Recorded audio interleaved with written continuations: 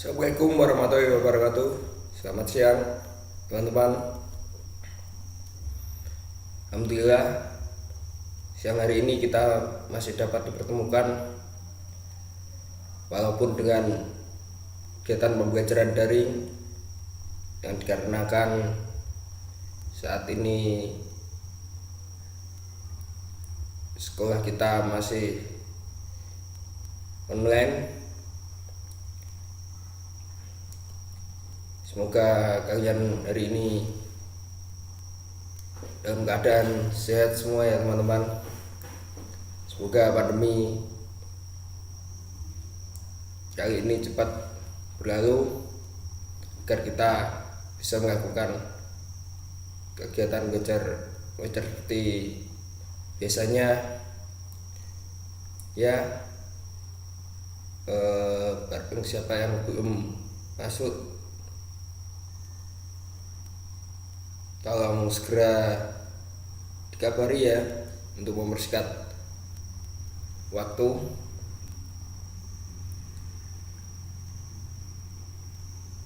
Ya, jika semuanya sudah komplit,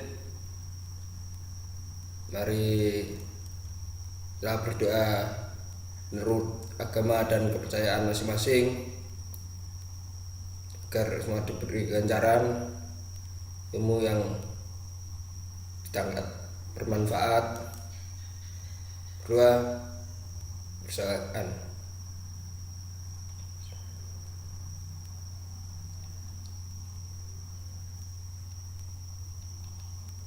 Doa selesai.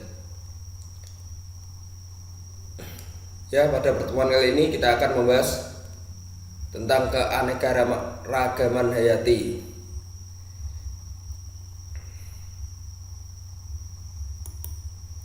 Tujuan dan indikatornya yaitu tujuan pembelajaran peserta didik dapat menjabarkan konsep keanekaragaman hayati melalui pembelajaran discovery learning untuk membiasakan sikap ilmiah menggunakan metode diskusi dan tanya jawab. Untuk indikatornya, identifikasi keanekaragaman hayati di Indonesia berdasarkan garis Weber dan Williams. Kalian cermati pada gambar berikut ini. Jangan lupa dicatat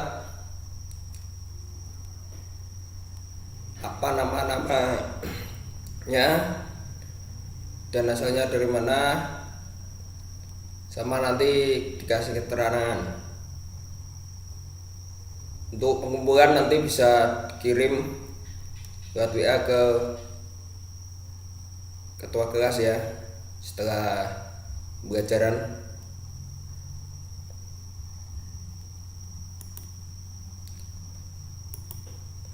Keanekaragaman hayati di Indonesia sangat unik karena yang pertama, keanekaragamannya tinggi. Yang kedua, Indonesia kaya akan hewan dan tumbuhan endemik. Yang ketiga, terdapat berbagai hewan dan tumbuhan langka. Yang keempat, memiliki hewan tipe oriental, Australia dan peralihan. Yang kelima, Indonesia kaya akan flora Malaysiana. Ya, jenis-jenis hewan khas dan endemik. Yang pertama ada badak bercula 1 yang berada di ujung kulon.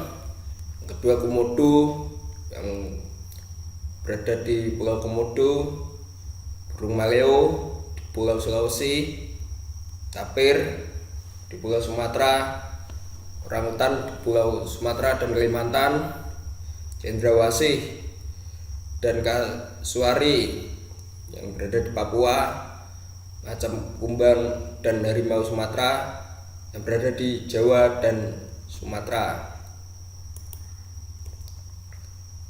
Nah, ini jenis-jenis tumbuhan khas dan endemik. Rafflesia arnoldii terdapat di Pulau Jawa, Sumatera Utara dan Kalimantan. Yang kedua, Amorpholalus titanum yang berada di Sumatera. Yang ketiga, toa terdapat di daerah Papua. Yang keempat Merani Florea sp terdapat di hutan Kalimantan. Yang kelima durian Durio sp mangga dan sukun terdapat di Jawa, Sumatera, Kalimantan, dan Sulawesi. Yang keenam rotan Calamus sp terdapat di Kalimantan. Keanekaragaman hayati Indonesia. Spesies endemik adalah spesies lokal dan unik yang hanya dapat ditemukan di daerah atau pulau tertentu. Flora di Indonesia termasuk dalam kawasan Malaysiana. Wilayah ini terletak di daerah Khatulistiwa yang beriklim tropis. Nah, ciri-ciri kawasan Malaysiana dengan curah hujan yang tinggi, didominasi oleh pohon dari famili Dipterocarpaceae, banyak anggrek dan rotan, banyak berbagai jenis tumbuhan buah. Penyebaran flora dan fauna di Indonesia. Pertama ada di hujan tropis, terdapat di Sumatera, Kalimantan, Papua, Sulawesi. Hutannya lebat, heterogen, kelembapannya tinggi. Contohnya emboni, rotan, amber, meranti damar.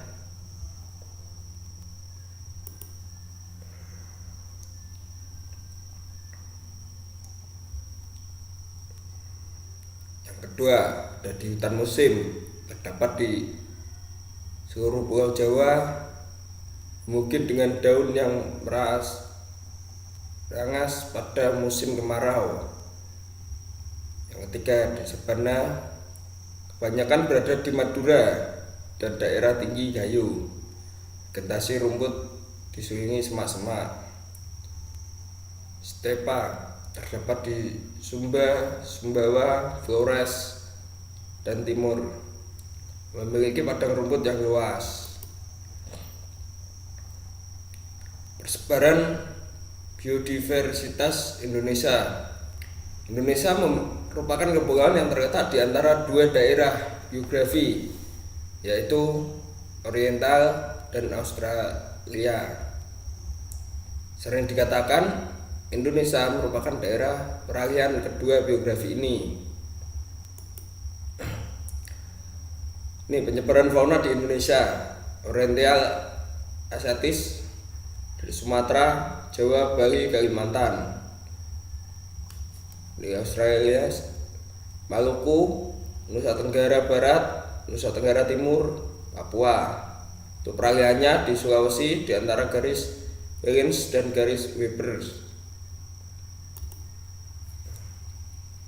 Ini karakteristik fauna Indonesia bagian barat sesuai garis Bellings dan Weber. Keunikan hewan-hewan yang termasuk daerah oriental atau Indonesia Barat antara lain: A. Banyak spesies mamalia, yaitu gajah, banteng, harimau, dan badak. Mereka yang memiliki ukuran tubuh besar. Yang kedua, terdapat berbagai jenis primata, yaitu orangutan, tarsius, dan bekatan. Yang ketiga, terdapat berbagai jenis burung-burung oriental yang memiliki warna tidak semenarik burung daerah Australian, namun memiliki suara lebih merdu karena umumnya terdapat berkicau, yaitu seperti burung murai, jarak Bali, elang Jawa, dan gantik Jawa. Untuk karakteristik hewan bagian timur atau Australia, hewan-hewan yang termasuk di daerah Australian atau Indonesia bagian timur antara lain: pertama, banyak hewan berkantung seperti kanguru atau koala. B. Mamalia berukuran tubuh kecil, berbagai macam: tikus, lawar, kaskus, Noctia natafem. Yang ketiga, burung yang berwarna-warni atau burung yang indah, cendrawasih dan kakak tua.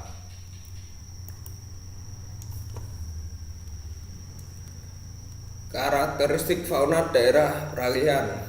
Hewan yang termasuk di wilayah peralihan antara lain maleo berbagai jenis kupu-kupu, anoa, dan babi rusa. Untuk kekayaan flora dan fauna di Indonesia akan kaya flora Malaysiana. Malaysiana adalah suatu daerah yang meliputi Malaysia, Indonesia, Filipina, dan Papua Nugini. Wilayah ini terletak di daerah sekitaran Khatulistiwa, memiliki iklim tropis dan curah hujan yang relatif sangat tinggi. Jenis tumbuhan hutan hujan tropis, yang pertama ada pohon merati, dendamar. Yang kedua ada tumbuhan liana, tumbuhan yang memanjat. Nah, untuk penyebaran flora di Indonesia dibedakan menjadi 4. Yang pertama, daerah hutan tropis, daerah hutan musim, daerah sabana, dan daerah padang rumput. Nah, ini untuk hilangnya keanekaragaman hayati disebabkan yang pertama fragmentasi dan hilangnya habitat, yang kedua introduksi spesies eksotik, yang ketiga eksploitasi berlebihan pada spesies hewan dan tumbuhan, yang keempat pencemaran tanah, air, dan udara, yang kelima perubahan iklim global, yang keenam industrialisasi kehutanan dan pertanian, yang ketujuh sistem budidaya tanaman monokultur.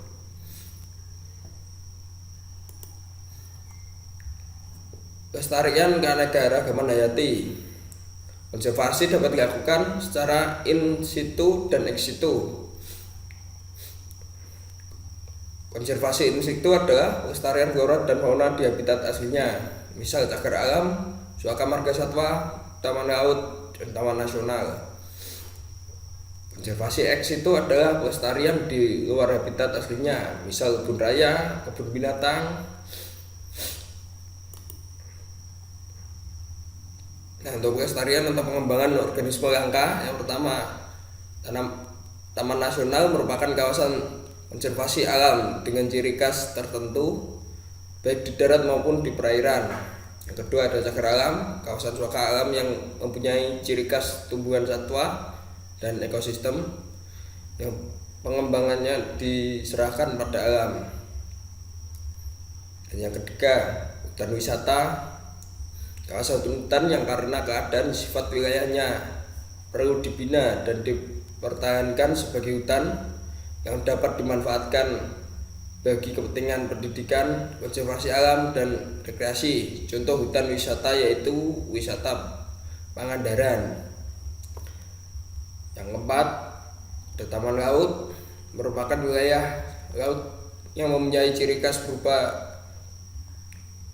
keindahan alam yang ditujukan sebagai kawasan konservasi alam yang peruntukan guna melindungi plasma nutfa lautan. Contoh Bunaken di Sulawesi Utara. Yang kelima, hutan lindung, kawasan hutan alam yang biasanya terletak di daerah pergunungan yang dikonservasikan atau tujuan melindungi agar tidak tererosi dan untuk mengatur tata air. Contohnya misal Gunung Gede, Ragrango.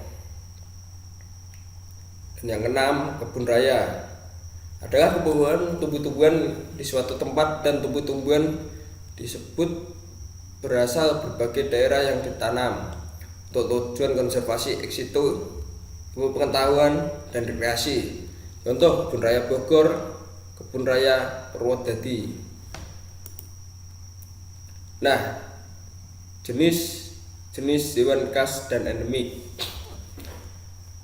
endemik Kepulauan Mentawai. Maka Pycnexis atau burung mentawai, Simias consolor, monyet ekor babi, Eubates rossi, siamang mentawai, Repsti potensiani, utung mentawai. Terima kasih untuk daring pada siang hari ini. Untuk lebih jelasnya nanti kalian bisa tonton di link yang sudah Bapak kirim ke grup tadi. Dan jangan lupa tugasnya tadi yang pertama itu nanti dikumpulkan ke ketua kelas biar di store ke saya. Terima kasih yang sudah mengikuti pembelajaran hari ini. Jangan lupa selalu belajar di rumah ya, walaupun seperti saat ini. Assalamualaikum warahmatullahi wabarakatuh.